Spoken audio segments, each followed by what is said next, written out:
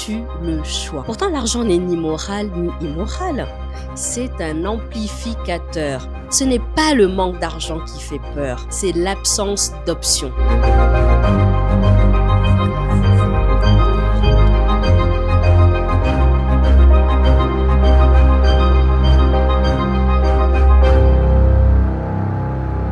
L'argent n'est pas un sujet de confort, c'est un sujet de liberté. Il protège tes choix. Parce que lorsque tout va bien, tout le monde a une opinion sur l'argent. Mais lorsque la vie frappe, un licenciement, une maladie, un parent à aider, un projet à financer, une séparation, la question devient beaucoup plus simple. As-tu le choix? On a souvent appris aux femmes à être prudentes avec l'argent, rarement à devenir puissantes grâce à lui. Comme si vouloir gagner davantage était suspect, comme si l'ambition financière était quelque chose de moins noble que les autres ambitions. Pourtant, l'argent n'est ni moral ni immoral, c'est un amplificateur et surtout, c'est une marge de manœuvre. La liberté, elle commence souvent là où l'urgence s'arrête. Si demain le ciel te tombait sur la tête, combien de temps aurais-tu pu tenir? Combien de temps? 15 jours? 3 mois? 6 mois? 1 an? 2 ans? Je le sais parce que je l'ai vécu. Quand les ressources deviennent insuffisantes, certaines décisions que l'on pensait libres auparavant ne le sont plus vraiment. La plupart des gens ne répondent pas à cette question. Ils savent déjà que la réponse les inquiète. Ce n'est pas le manque d'argent qui fait peur, c'est l'absence d'options. Pendant longtemps, j'ai pensé que travailler beaucoup, cela suffisait. Puis j'ai compris une différence fondamentale et systémique. Travailler produit un revenu. Construire, cela produit une sécurité. Investir, c'est la liberté. Et investir ne veut pas seulement dire investir dans des actifs. Cela veut aussi dire investir dans ses compétences, dans sa formation, dans son réseau, dans son accompagnement, pour bâtir sa trajectoire professionnelle avec sens et avec alignement, dans sa capacité à prendre de meilleures décisions. L'investissement le plus rentable reste souvent, pour ne pas dire toujours, celui que l'on fait sur soi-même. Les personnes les plus sereines que je connais, elles ne sont pas toujours les plus riches. Elles ont construit des réserves.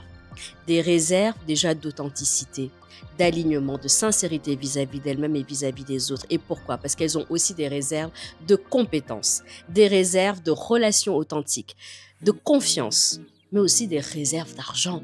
Parce qu'elles savent qu'un jour la vie demandera une réponse. L'argent ne supprime pas les problèmes, il agrandit les solutions possibles. C'est pas du tout le même game. Je ne parle pas ici de luxe. Je dis ça parce que une femme qui parle d'argent, c'est encore perçu parfois comme une femme matérialiste, opportuniste, voire même arriviste. Mais je parle de souveraineté. Je parle de cette possibilité de choisir, cette possibilité de dire non, de partir, quand il faut partir, quand tu dois partir, la possibilité de protéger ce que tu aimes. Parce que l'amour, c'est indispensable, c'est beau, c'est honorable, c'est inspirant, c'est nourrissant, mais l'amour ne remplace ni un toit, ni la sécurité, ni la capacité à choisir. Et l'amour ne pourra pas te protéger quand toi tu dois protéger quelqu'un en plus de toi. L'amour c'est très bien, mais l'amour ne suffira pas. Il faut qu'on arrête ce genre aussi de fantasme dans le narratif auprès de nos filles. L'amour ne suffit pas à tout. Suffis-toi à toi-même et le monde viendra aussi te satisfaire. L'argent est souvent moins un pouvoir sur les autres qu'un pouvoir sur ses propres choix. Plusieurs clés. La première à laquelle je pense, arrête de voir l'argent comme une récompense. Vois-le comme une ressource stratégique.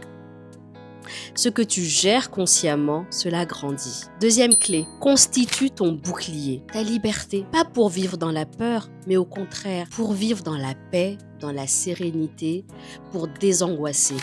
Je peux vous dire que les angoisses, quand elles sont particulièrement tournées sur le matériel, et je les ai toutes connues, les angoisses morales, psychologiques, matérielle, financière, professionnelle, entrepreneuriale, à tout point de vue. Mais cette angoisse particulièrement du lendemain, de pouvoir subvenir à tes besoins. En plus, il n'y a pas que ton seul besoin. Tu dois accompagner et faire grandir quelqu'un dans sa vie. Je vous assure, ça empêche de dormir. Et il n'y a rien de pire que de perdre le sommeil. On en parlera une autre fois du sommeil. Constitue ton bouclier. L'épargne, elle achète du temps avant d'acheter des biens. La troisième clé à laquelle je pense, c'est investis en toi avec la même conviction que tu investis dans les autres, avec la même conviction que tu conseillerais les autres de faire de même. Pourquoi tu le fais pas pour toi-même? À quel moment tu es moins importante pour toi que pour les autres? C'est une dinguerie. Je crois profondément à cela. Je l'applique à moi-même depuis un certain moment. Je mise sur moi-même. J'investis, je ne veux rien savoir. Je mets de l'argent même en déficit parce que je sais que c'est de l'investissement que ça va me ramener 3 fois plus, 10 fois plus, 100 fois plus parce que je sais avec quelle vision j'investis sur moi-même et ça ne m'a pas démenti. Bien sûr, c'est dur, bien sûr, c'est poussif. Bien sûr, parfois on peut considérer que c'est un pari. Ce n'est pas un pari. C'est une certitude que ce boomerang, il va revenir vers toi avec positivité. Je crois profondément à cela. J'ai misé sur moi, que ce soit dans le sport, que ce soit dans la formation. Je ne veux pas passer une seule journée où je n'ai pas appris quelque chose. C'est quelque chose de fondamental chez moi. Tous ceux qui sont autour de moi, ils le savent très bien. J'embête tout le monde avec mes livres, mes lectures, mes podcasts, mes citations, mes poésies, mes inspirations de business. Parce que je veux chaque jour me coucher en me disant que j'ai appris quelque chose. Je ne veux pas être dans une pièce où je suis la plus intelligente. Ça ne m'intéresse pas de briller et d'être intelligente parmi les autres. Je veux être celle qui connaît le moins parce que je sais que ça me permet d'apprendre le plus. Ça change tout. J'apprends en tant que femme, en tant que maman, en tant que professionnelle, en tant qu'entrepreneur, j'apprends en tant qu'amie, j'apprends en tant que tout. Parce que chaque jour peut être un apprentissage pour peu que tu sois attentif à cela. Je vais vous laisser avec cette question. Si demain, tout s'arrêtait, combien de temps est-ce que tu pourrais tenir? Je vous vois, je tutoie, je tu vois, parce que le sujet là, il m'emporte, il m'enflamme. Quand on est passé par le tunnel de la prospérité, de la difficulté, du manque, de l'opulence et de l'adversité, et tout ça, je l'ai connu de façon pas linéaire. Je l'ai connu tout au long de ma vie et souvent de façon assez cyclique. Mais j'ai décidé de finir avec ça, parce que le déclic est venu. Mais j'aurais aimé qu'on me le dise avant. J'aurais vraiment beaucoup aimé. Ça m'aurait épargné et ça en aurait épargné d'autres, en tout cas au moins un de plus que moi. Si tout s'arrête demain, combien de temps est-ce que tu peux tenir? Jusqu'à quel moment est-ce que cet inconfort pourra être confortable? C'est un sujet de liberté et la liberté, elle a un prix, celui de construire avant d'avoir besoin de ce prix-là, avant d'avoir besoin de cette liberté, tu peux la construire. Investir sur toi, c'est le seul patrimoine, je dis bien, que personne ne pourra jamais te retirer.